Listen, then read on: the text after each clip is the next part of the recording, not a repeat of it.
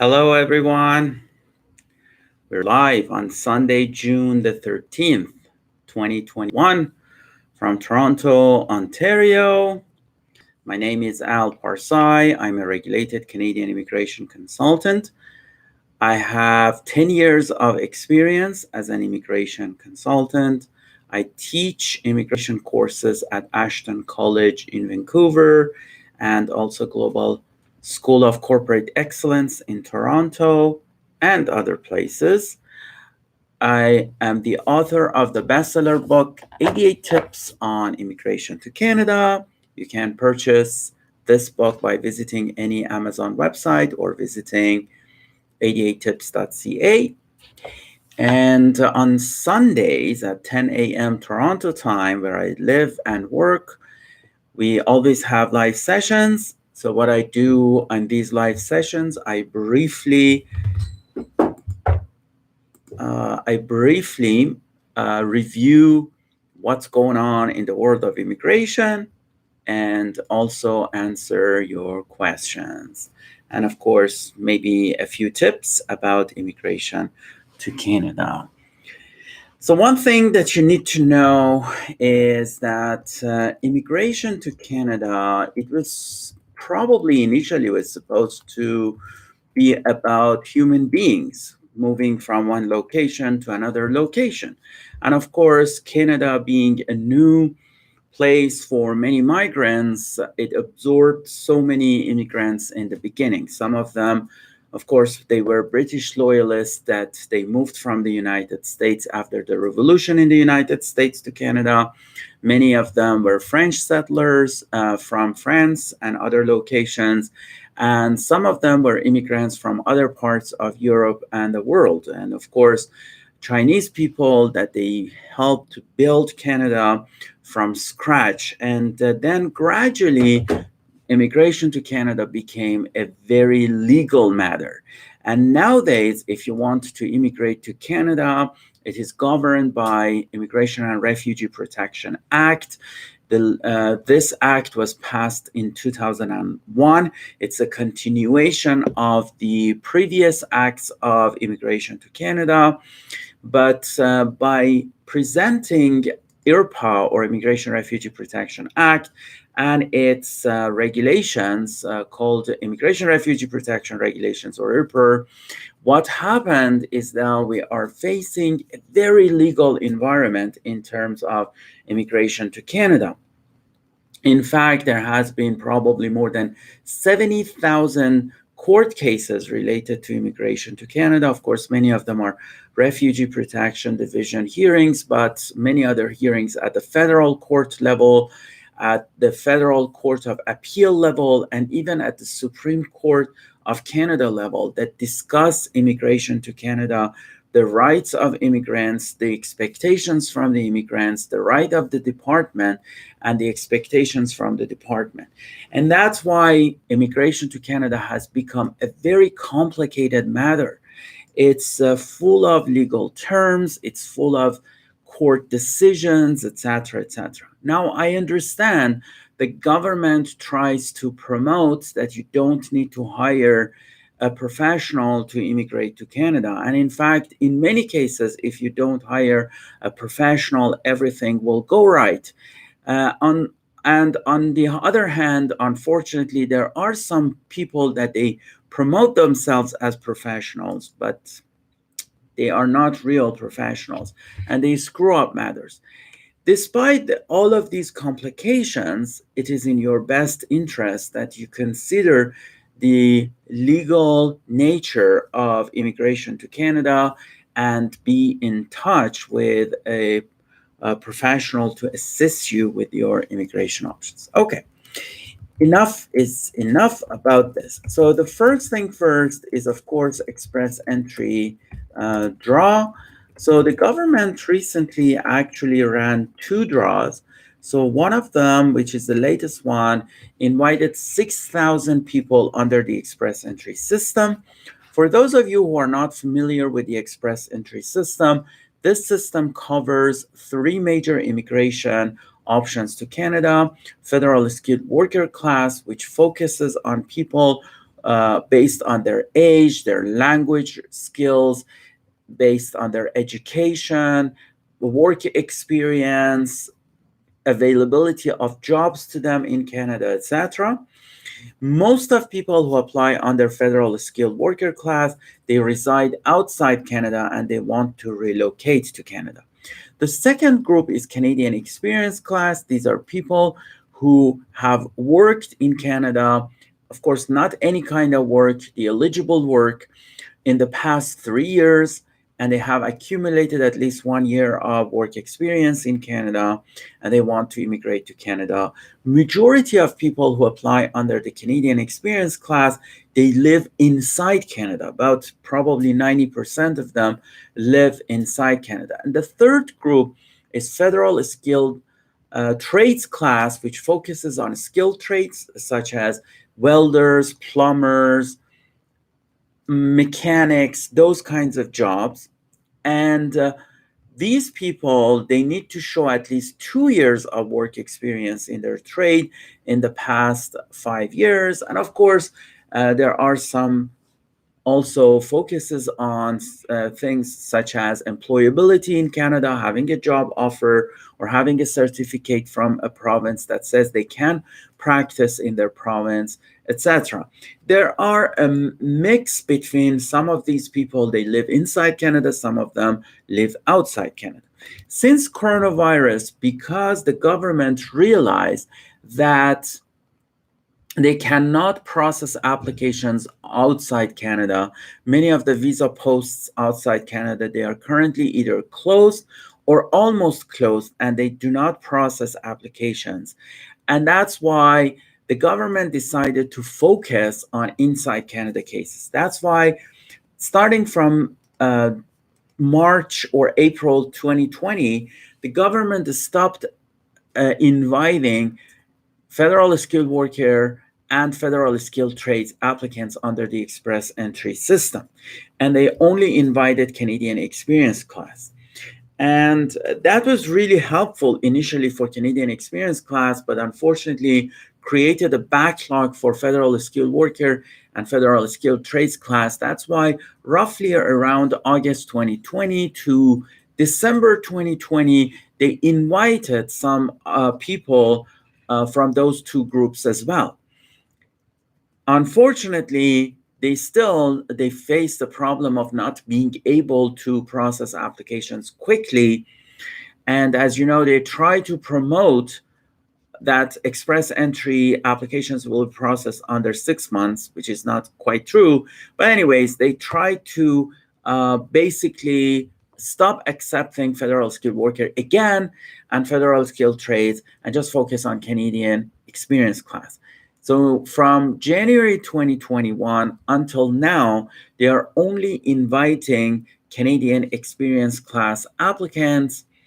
And the last draw that they had was just a few days ago. In fact, it was on June 10th. So 3 days ago, they invited 6,000 people under Canadian experience class.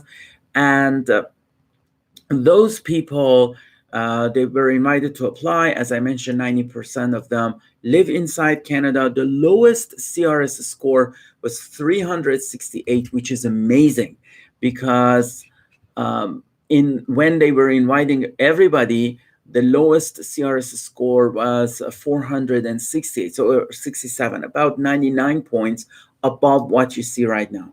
Again, the CRS score is a 1,200 scoring system, and the more you receive, then your chances are better because you're competing with other candidates. And 368 is an amazing number for Canadian experience class. Unfortunately, when they move to invite everybody and include federal skilled worker and also federal skilled trades, definitely the points will go higher and higher, extremely higher, probably initially more than 470. But at the same time, the government intends to accept 435,000 immigrants in 2022. So hopefully we will see gradually a drop in the scores.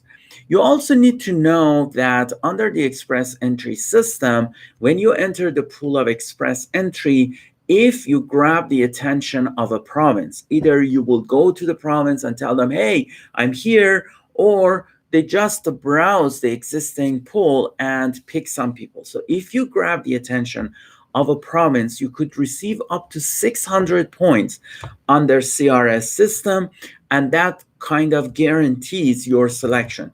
Luckily, the government continued inviting PNP applicants as well. So every time that they invite Canadian Experience class, a few days prior, they also invite some PNP applicants. So by PNP, it could be anybody who applied under Canadian Experience class, federal skilled worker, or federal skilled trades. The difference is that a province has selected that person. For example, on June 9th, only one day before the invitations for Canadian Experience class, the government actually invited a lot of provincial nominee program applicants. They invited 940 applicants. And I don't think we've ever had so many people under PNP express entry being invited. And the lowest score was 711. Now, you might say 711 is too much comparing to 368. But remember, now in most cases, it couldn't be exactly 600 points. But if we deduct 600 points from 711, then we reach the 111. So it means that, in other words, they invited people with the scores as low as 111, which is amazing. Again, that's express entry option is, I don't know why I don't see chats. Oh, now I see the chats. Okay. So that's amazing news. So it looks like that they're at least trying hard to invite people under express entry system, and express entry system is not dead. The other update is about TR to PR pathway.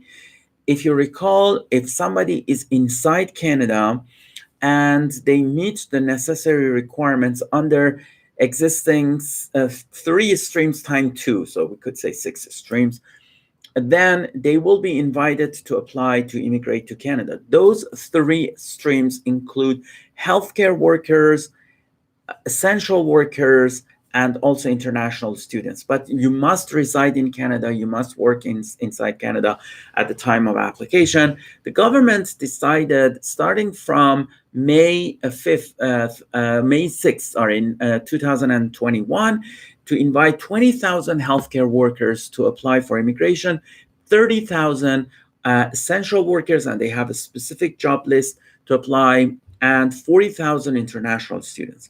Unfortunately, the 40,000 international student gap was filled almost after 27 hours. So it was slightly more than 1 day that the cap reached. So they are not accepting more applicants under that program. But as of today, actually, I just pulled this less than a minute ago, the number of applicants accepted under the healthcare workers is 1,872, which is roughly speaking, and actually I have, if you look at my article on TR to PR pathway, and let me locate this, because I have posted the percentages over there. So it's less than 10%. It's about 9.5% of the cap is filled. So still there is 90% left. So if you qualify under the healthcare workers stream, you still have time. The deadline is November 5th, 2021. So you need to apply before that. If you do not meet the language requirements, etc., make sure to go and take the test and apply. The other group is essential workers. The cap is 30,000. So they have accepted, as we speak, 13,721 people, which is about 45.7%. So still more, about 54% of the cap has not reached. So still there is room, considering that it's been about 40 days since they started this program. So it looks like that we will see another 45 days or more for it to fill. So we probably this will last until the end of July, or maybe go even into August. Now you need to know that under any of these streams, if you know the French language, there is no gap for you. So whether you're a healthcare worker or essential worker or international student, assuming that you meet the language requirements of French language, then there is no gap. So if you are an international student stream, you know French language, make sure to take the test. You need to be NCLC 5 or higher to apply under that stream. So that's the other one. By the way, if you have any questions, post your questions. When I'm done, I will answer your question. The last item on my list in terms of updates is about new announcement by the minister about Hong Kong residents. So if you are a Hong Kong resident that currently reside in Canada, then you could apply for permanent resident pathways for Hong Kong residents. Now there are two pathways, Stream A and Stream B. Simply put, under Stream A, you can apply if you are graduated from school inside Canada in the past 3 years. And the Stream B is for somebody who actually has graduated in the past 5 years from any school, but they are currently working inside Canada and they have at least 1 year of work experience in the past 3 years. So I have written an article about this two options, Stream A and Stream B. I will post them probably in 1 hour after we are finished with this live stream, and I will also record a video about this to explain what's going on and what are the exact requirements, because there are a few things that you need to meet. But again, this is an exciting opportunity for Hong Kong residents only. Unfortunately, it doesn't apply for other people. And by Hong Kong resident, I do not mean somebody who actually just has a residency of Hong Kong. You need to hold one of these two passports. So one passport is Hong Kong Special Administrative Region of the People's Republic of China. The other one would be the United Kingdom to a British national overseas as a person born, naturalized, or registered in Hong Kong.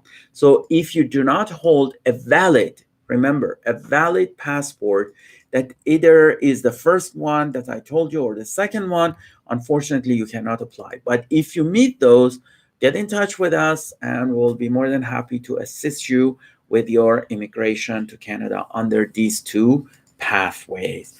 Okay, before I continue talking about other stuff, let me review the questions and then I answer the questions. And if we have more time, I will talk about a few more things.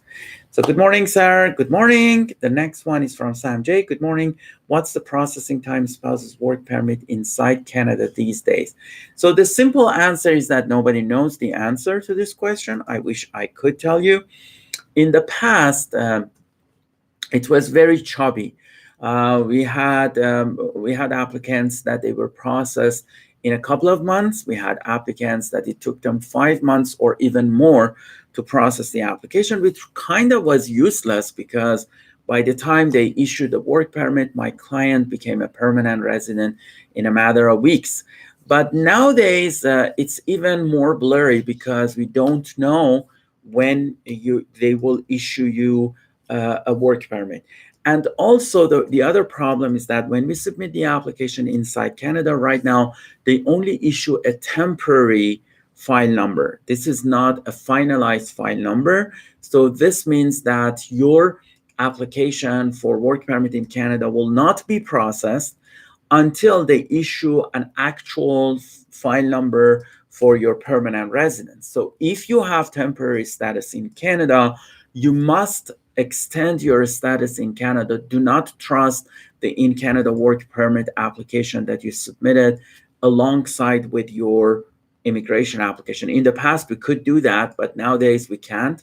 Of course, we have a public policy since 2005, which is in place for in Canada spousal sponsorship cases, that even if you lose your status in Canada under many circumstances, including but not limited to forgetting to extend your stay, you may still qualify for permanent residence. However, you need to be careful that when you do that, there is a chance that CBSA could intervene and they could actually remove you from Canada. So we don't want to have issues with the CBSA, which is CBSA, by the way, is Canada Border Services Agency.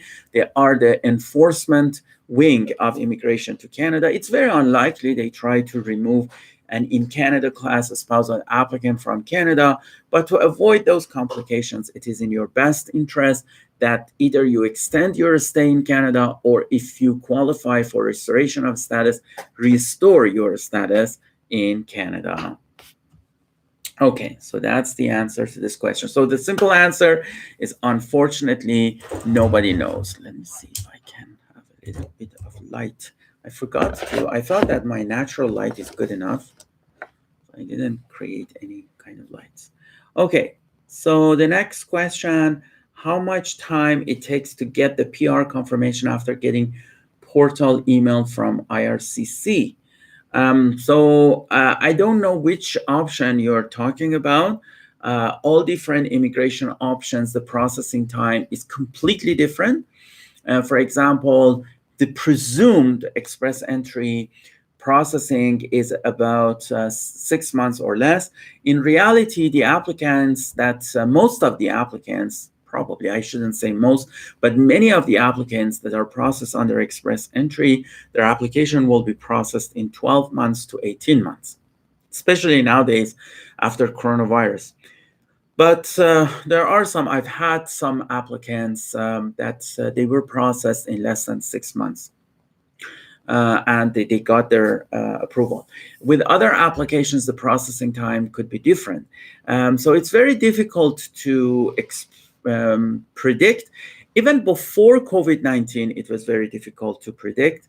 Nowadays, it's almost impossible because it's so complicated. Look, I submitted, for example, an application for a TRP.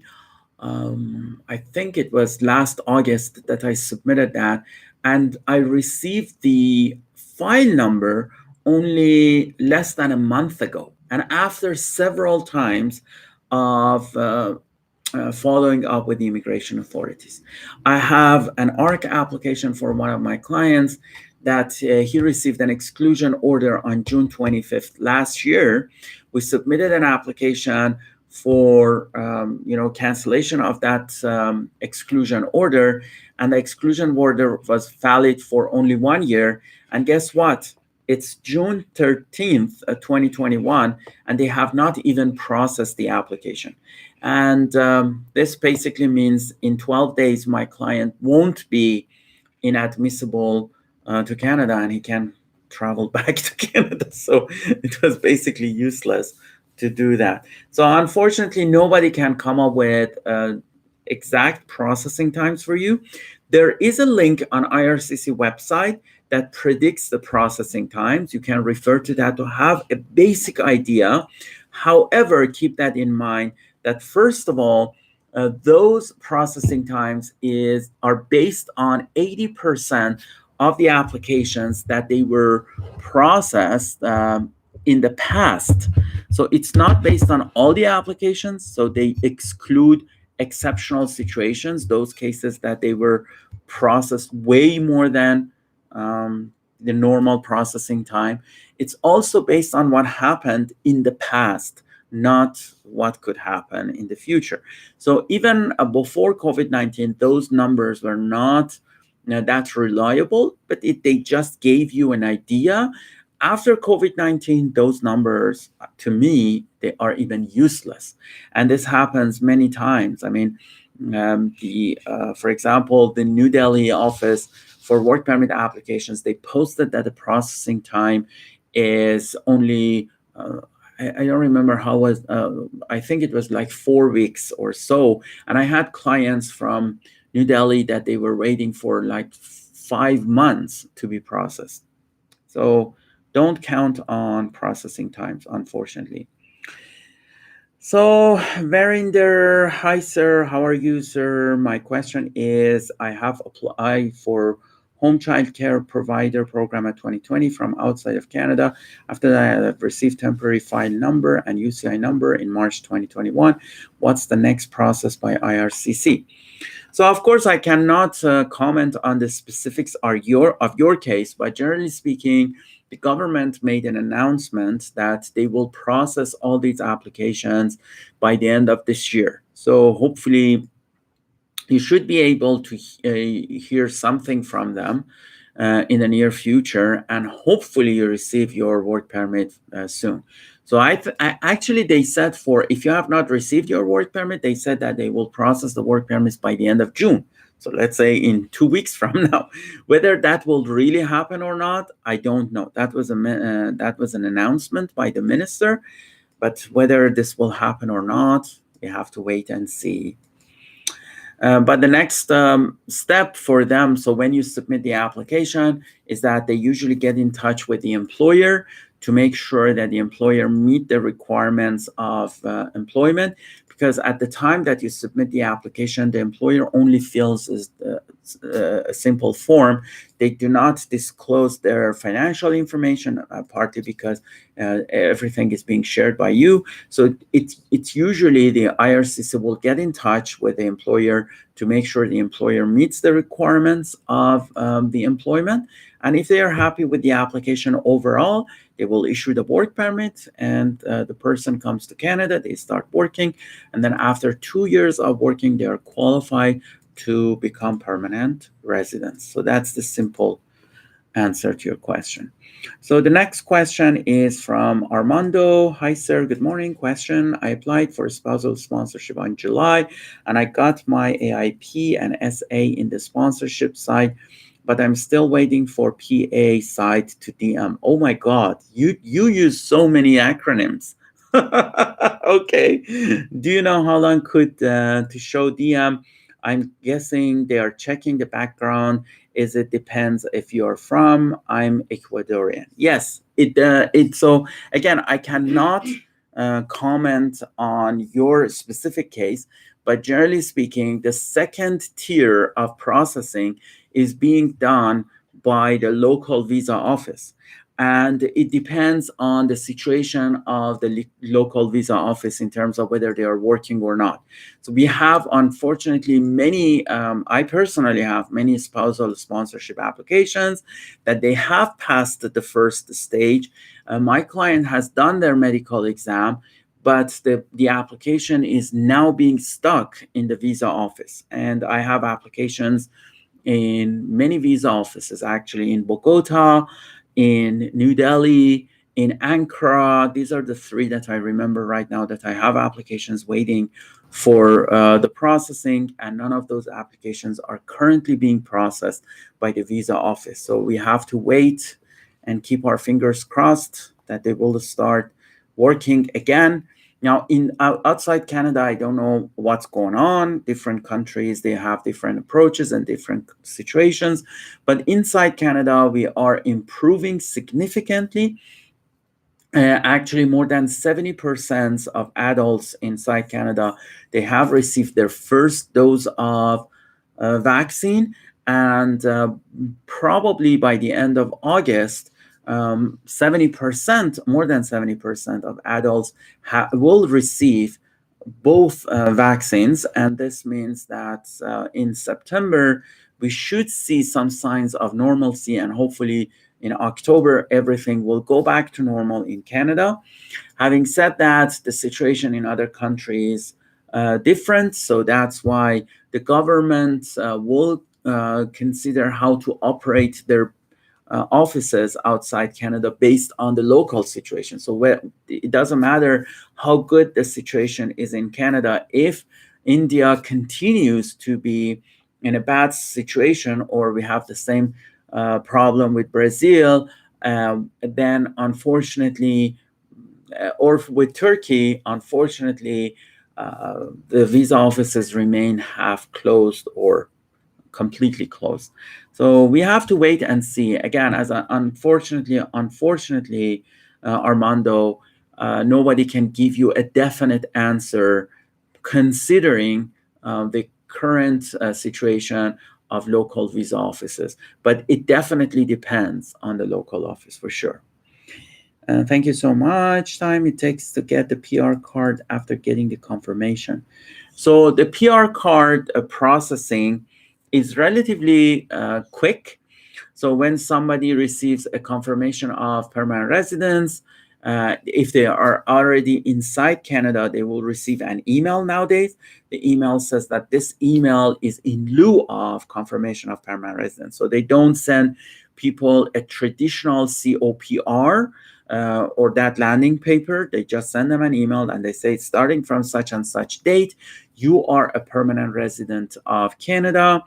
And then after that, they will give you the address of a specific office inside Canada. They have distributed the issuance of PR cards to different offices. And then you get in touch with that office, for example, the office in Waterloo, in Niagara Falls, or wherever you are, the closest office to you.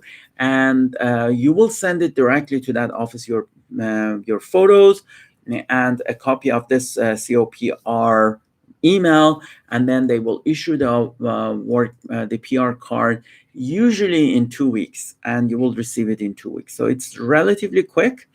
Having said that, sometimes it could take way longer than 2 weeks, thanks to the Canadian government's inflexibility towards the developments of coronavirus pandemic. We all changed ourselves quickly and adapted to the situation, but the government has not quite adapted to the situation. So there are exceptions, but generally speaking, the PR issuance is relatively fast.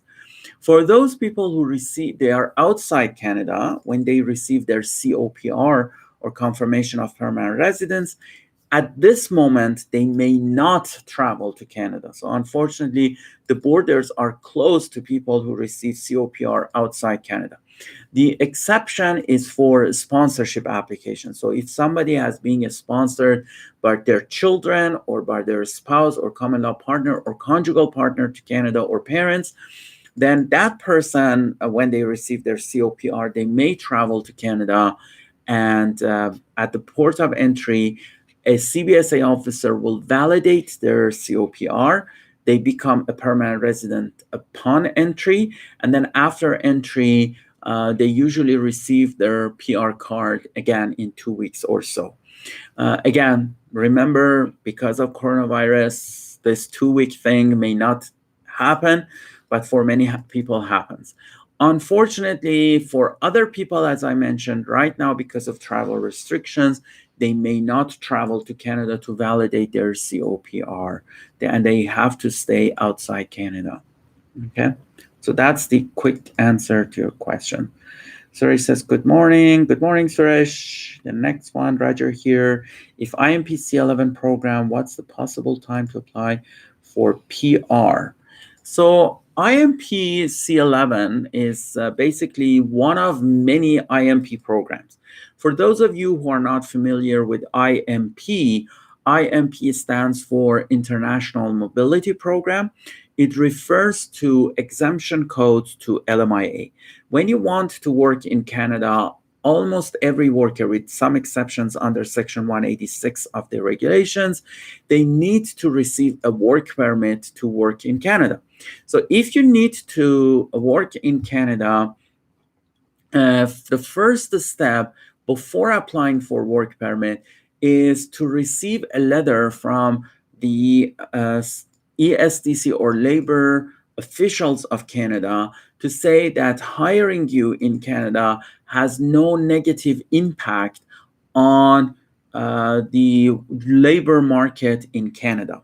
So in other words, you when they hire you, you will not impact the Canadians who want to have the same job. This is called LMIA, or Labor Market Impact Assessment. It is being done by Service Canada or ESDC. But when you apply under IMP programs, you could receive an exemption from LMIA. So instead of going through the process of ESDC, which is a difficult process, you just directly apply for work permit. Of course, not directly. You first need to receive a job offer in most cases, but that job offer is actually created through a portal provided by Ircc instead of going to ESDC. Of course, some of IMP programs, they are open work permits. In fact, all open work permit options are IMP. And all of these LMIA exemptions are called IMP, or International Mobility Program. Now, each of these IMP options, they have a specific code. For example, T24 is for intercompany transferee for people from the United States, from Mexico, from Colombia, from Chile. We use this. From Bermuda, we use code T24. For other options, again, based on international treaties or based on Canadian interest or because of humanitarian reasons, we have specific codes. One of those codes is C11, which is for self-employed people and entrepreneurs. So if you are a self-employed or entrepreneur who wants to work in Canada, then you may apply for a work permit under LMI exemption code C11 or IMP C11. When you are applying, you need to show that you have a plan, that plan will contribute to the Canadian economy and creates, for example, job opportunities for Canadians, excites a social fabric or cultural fabric of Canada, those kind of things. The second thing is that you need to show that you are a person who qualifies under this program. You are the person who can actually run that business, etc., etc. And the third option is that you need to show that you have taken serious steps to run your business in Canada. For example, by registering a business that you own at least 50% of it, you have, for example, a business plan, you have enough financial resources, you have probably signed some agreements, those kind of things. So I don't want to go into the details of that, but when they look at all these three criteria, then they say, okay, you can receive a work permit. Now, the work permit that you receive, it could be a few months or a few years. Based on that work permit, you come to Canada and start your business in Canada. Now, if you work in Canada for at least 1 year, then your business is qualified to offer you a job that job is LMIA exempt, but that job could generate points for you inside Canada. And those points are, of course, CRS score points. And you could receive, in certain cases, up to 200 points. So it could be 50 points, it could be 200 points, depending on the position. But if you receive those points, then that will boost your position with express entry. So in other words, IMP C11 is not a permanent resident application, it's a work permit application. However, if you come to Canada with that work permit and you work in Canada for at least 1 year, then you may give yourself, through your own company, a job offer, and that job offer could help you to become a permanent resident of Canada under the express entry system. The stream that you're applying is federal skilled worker class, and you need to meet the minimum requirements of federal skilled worker class. That includes the minimum requirements of FSW, like language requirements. It needs to be CLB7 or higher, or, for example, educational credential assessments, 1 year of work experience, those kind of things. And also, you need to have at least 67 points out of 100 points. Now, we have on our website a proprietary calculator. So FSW calculator, if I just locate it. So we have a calculator that if you wish, you can fill that calculator to see if you meet the requirements of this. So here's the link. But if you also Google FSW calculator, you can find this. So the link is settler.ca/FSW, but this FSW needs to be all capital letters. And just try that calculator to see if you meet the requirements. So assume that you have worked in Canada for 1 year and you have a job offer. If you meet the minimum requirements of federal skilled worker class, then you can apply for permanent residence after 1 year of working in Canada under Impc 11. Obviously, you don't need to wait 1 year. If you already meet the requirements of express entry, you can apply immediately. And then if you receive those up to 200 points, then that will boost your CRS score as well, and hopefully you will be selected and become a permanent resident. There is an exception to this rule if your self-employment activities outside Canada and inside Canada are related to athletics or to cultural activities. Then when you enter Canada, you don't really need to apply after 1 year or under the express entry system. You could apply under federal self-employed class. And the federal self-employed class is an on-paper application. It's not under the express entry system. Obviously, you need to meet the requirements of federal self-employed class. But if you meet the federal self-employed class requirements, then that would be the option that you apply. Some of my clients, so probably about 5 to 10% of my clients who receive work permit under Impc 11, they actually qualify for federal self-employed class, and they usually apply for federal self-employed class after a few weeks of entering Canada. Sometimes they initiated the federal self-employed class even before applying for Impc 11, and then they receive Impc 11 work permit and come to Canada. That enhances their self-employed application. So it could be any of those. We call this dual intent, which is covered under Section 22 sub 2 of the Act. But if you do not qualify for athletics self-employed class or artistic self-employed class, then you need to apply under federal skilled worker class, and make sure to meet that, to click on that calculator, calculate your points. You don't need to share your information with us. In fact, you don't even share your information with us unless you want to. When you're done with the calculations of the FSW calculator, there is a box. If you wish, you can fill it out and enter your information, and we receive your information and we get in touch with you for further evaluation. So that's the gist of Impc 11. I started accepting clients under Impc 11C since November 2017. The government made several changes to Impc 11 on September 15th, 2017. So right after that, we started accepting applicants, and I've been practicing Impc 11 since then. I have multiple articles about Impc 11 on our website and even videos about it. You can explore those by visiting settler.info.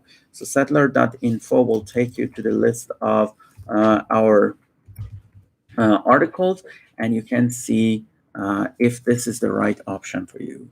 And of course, if you want to hire us, get in touch with us. It's a very complicated process. You need to be highly skilled and informed about the process. So Christopher, let me see. Oh, I think I missed something.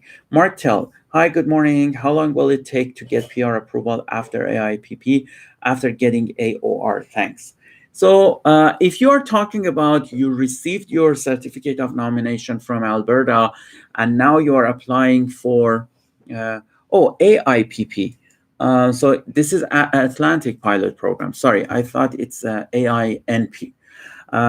So if it's under the Atlantic Program, the problem is that right now, the office that is processing those applications, it's extremely slow. It's actually, they're almost closed. We have some applications that they are waiting to be processed for the past 15 months or so. So honestly, I don't have an answer for you right now. If it was before the COVID-19 coronavirus, the processing time was about 12 months. But right now, nobody knows what is the processing time. So the next one is Christopher Andrew.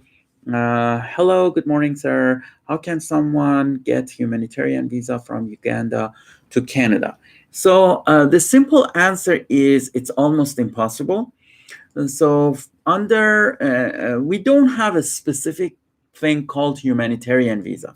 We have something called humanitarian and compassionate considerations. When you are immigrating to Canada, if you do not quite meet the requirements of immigration to Canada, or you meet the requirements but you are inadmissible to Canada for any reason other than security reasons, human rights violations, or because of organized criminality.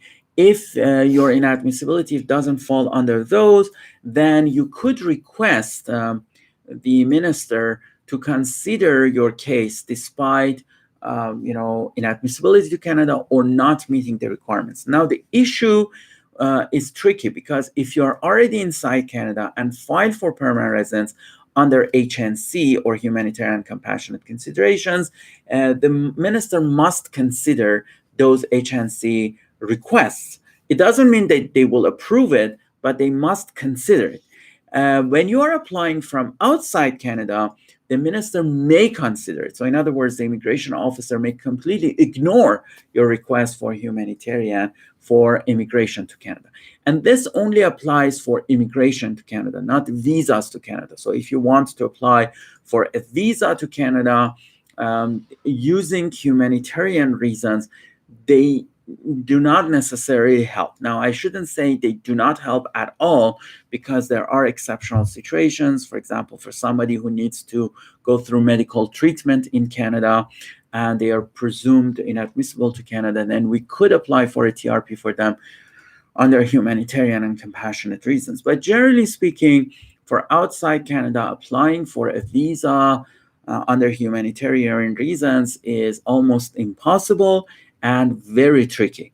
Now, if you're talking about refugee applications, the refugee is different from humanitarian. Refugee is about persecution. It's about fear of life and fear of livelihood, those kind of things that somebody has a genuine fear because of the situations in their home country that they apply to them. In those situations, the government in Canada will consider a refugee resettlement to Canada if that person has been displaced from their home country. So for example, if that person is from Uganda, they have moved to, say, South Africa. And then in that situation, they have to approach UNHCR, which is the refugee wing of the United Nations. They need to approach them. They need to file for refugee.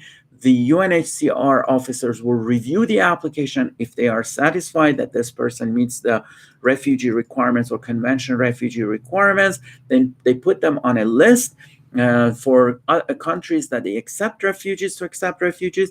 One of those countries, obviously, is Canada. Canada has some government-run programs and some private-run programs and some programs that are combination of government and private sector. And then based on that, they select some of those refugees and they resettle them to Canada. I hope I answered your question. Now, I have detailed articles, not detailed, but I have some articles about refugee programs, about humanitarian and compassionate considerations on our website. You can, of course, read them as well. Okay, so the next question is, hello, sir. So this is from Sukbota. Hello, sir. How are you? I just want to know how much time work permit applications are taken now inside Canada. So, Suk, the way that it works, with the exception of PGWP, in most cases, when we submit an application for a work permit, the officers will almost immediately. Now, I've had some applications that we submitted today, and the next day they issue a temporary work permit. Now, I know that work permit is temporary by nature, but they issue a transitional work permit, if you will. And that transitional work permit is a work permit that is valid for usually 3 to 4 months. So you receive that transitional work permit. It allows you to work in Canada while waiting for your work permit. And then within those 3 to 4 months, they usually finalize their decision about your work permit. If they issue the work permit, then you can continue working. So generally speaking, if you apply inside Canada, usually in less than 1 or 2 weeks, you receive a transitional work permit, and then after that, within 2 to 3 months or maximum 4 months, most of the time, not all the time, you receive a permanent work permit. Now, sometimes permanent work permit is not the correct word, but the final work permit. Now, sometimes, of course, complications happen. For example, I have one client that applied inside Canada, and it's been now almost actually more than 5 months now, that they have not issued a work permit yet.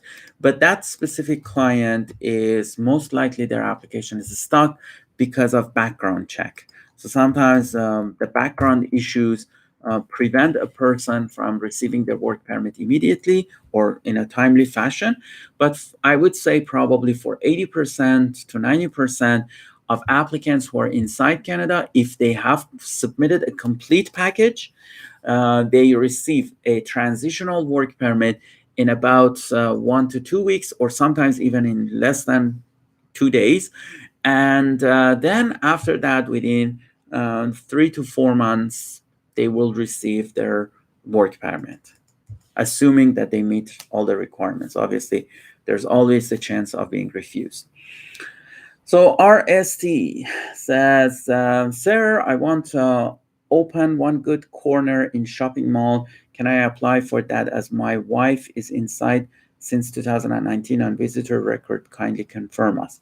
So obviously, with the one sentence, I cannot tell you whether you qualify or not. My suggestion to you is that you have two options. We have an assessment form on our website that's free.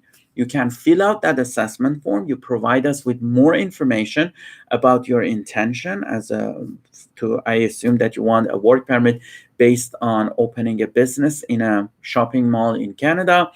You fill out that form, we will review that, and if we believe that you meet the requirements, we will get in touch with you. I just post the link to our assessment form here. You can click it and fill it out. It's the assessment is free. We won't charge you for that, but we only get in touch with you if we find an opportunity for you. The other option is that you can book an appointment with me to ask your questions and receive official advice. I do not offer free advice. My sessions are $200, but if after talking to you, you come to the conclusion this is the right way, you have no obligation to hire us. You can do it yourself, or you can decide to hire us. If you decide to hire us, we offer you a discount based on the payments that you have made for consultation.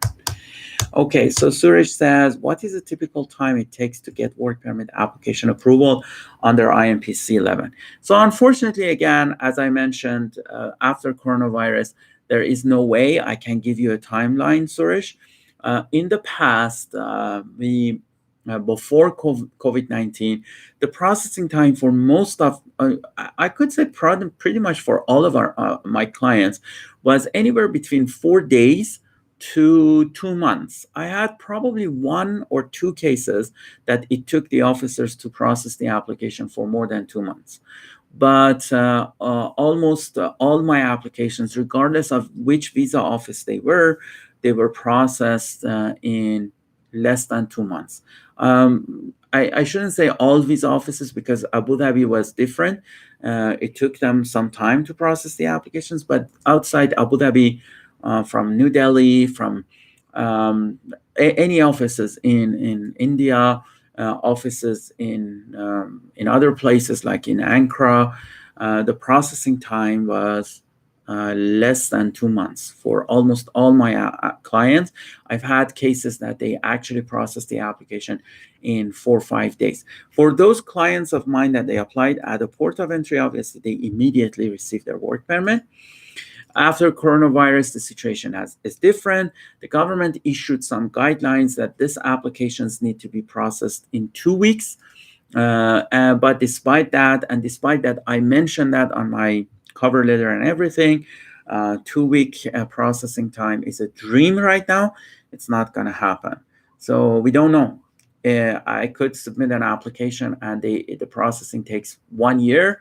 It could take 1 month. It's so chubby that I cannot, not me, nobody else can give you a timeline.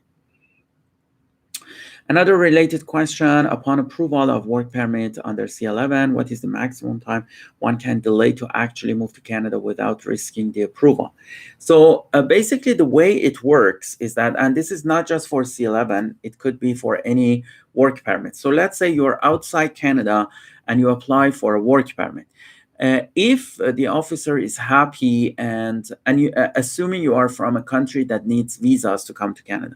So if the officer is happy with the application and they want to approve you, the first step is they request your passport.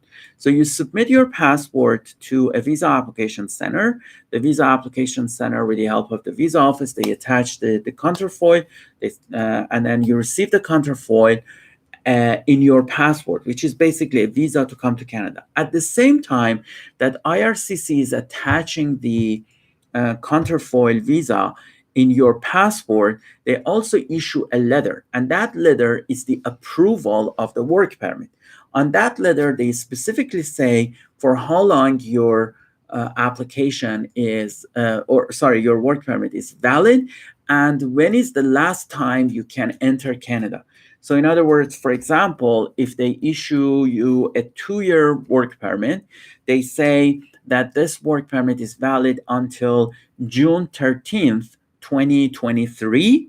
And then below that, they say the applicant must enter Canada before, and usually that date is exactly the date of the validity of the work permit, June 13th, 2023. Now, practically speaking, imagine that you receive a work permit that is valid until 2 years from now, and then you show up on the last day of the work permit. Do you think the officer will allow you to enter Canada? It's extremely unlikely.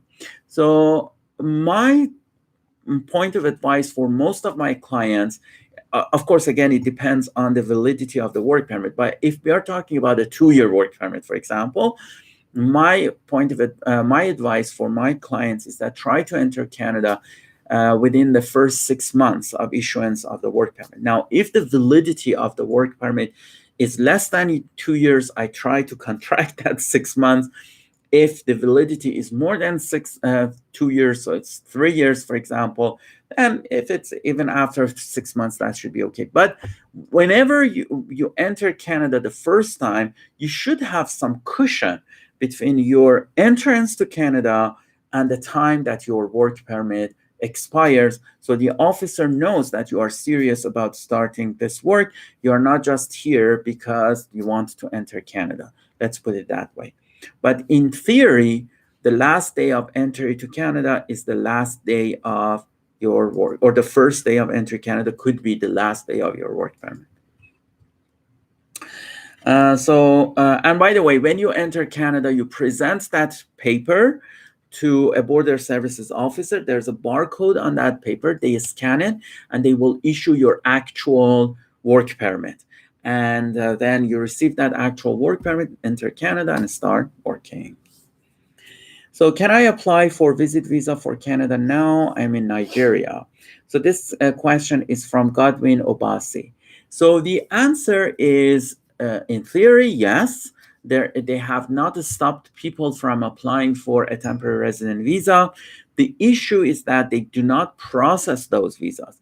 They currently only process the visas that they are related to a travel exemption. So in other words, you submit an application for TRV, but you are visiting, for example, your parents in Canada, or you're visiting your brothers or sisters in Canada. In those situations, if you have submitted an application for travel exemptions, then the TRV application or temporary resident visa application will be processed fairly quickly. They usually process those applications in 2 to 4 weeks, and then they decide whether to issue the travel exemptions or not.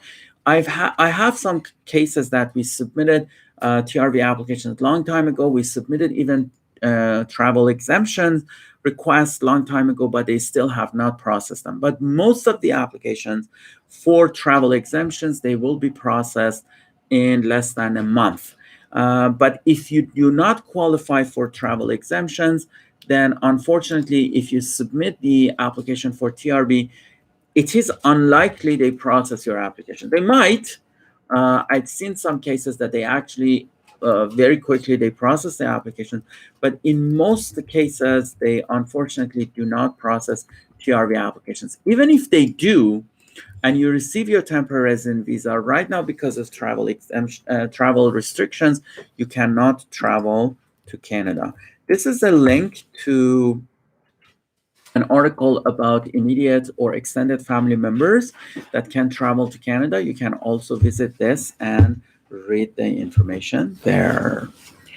Okay, so this is the last question I'm going to answer. This is from Nitu M. Hi, sir. How much proof of fund I have to show to apply for home child care provider pilot? So generally speaking, when you have a job offer, you do not need to show proof of funds. They are not worried because they know that you have a job offer in Canada, and you will, when you come to Canada, you will receive salaries because you have an employer. But the rule of thumb to be on the safe side is 6 months of LICO. And if you want to see the table as to what is a 6 months LICO, you can actually read my article on this subject. So I post the link here. Need to please click on that link, or even if you type LICO, so LICO 2021 or 2020, doesn't matter because 2021 is the same as 2020 now. You can click that and see what is the 6 months LICO. This is if you have equivalent to 6 months LICO in your account, that would be great. Okay, but I have been waiting for my open work permit since January 6. I submitted my application. Yeah, I don't know, Godwin, what is your open work permit application? If it's under PGWP, the processing time could be very long. As I mentioned earlier, the fast processing covers everything but PGWP or postgraduate work permit. Having said that, you can get in touch with us, and we can, we can submit a request for Aipp to see what happened that they have not processed your application. This is a possibility we can do. And we charge $100 for that service. Okay, thank you very much for attending this session. Again, my name is Al Parsai. I'm a regulated Canadian immigration consultant with 10 years of experience as an immigration consultant. I'm the author of 88 Tips on Immigration to Canada. The reason that I wrote this book is not because you cannot find information out there. You get confused. There's so much information out there, and this book gives you an idea of what's going on in the world of immigration. That's why it has 4.2 stars on Amazon, and it has been a bestseller for a while on Amazon.ca under the immigration law books. So you may consider purchasing this book. It's available in paperback and also an electronic version. And read that and understand what's going on in the world of immigration. It's based on my experience in the world of immigration. I also teach immigration consulting at Ashton College and Global School of Corporate Excellence. If you want to get in touch with us, just visit our website, settler.ca. And we have offered services to people from 52 different countries. So hopefully we'll be able to offer services to you as well. Thank you very much. See you next week, Sunday, 10 a.m. Toronto time.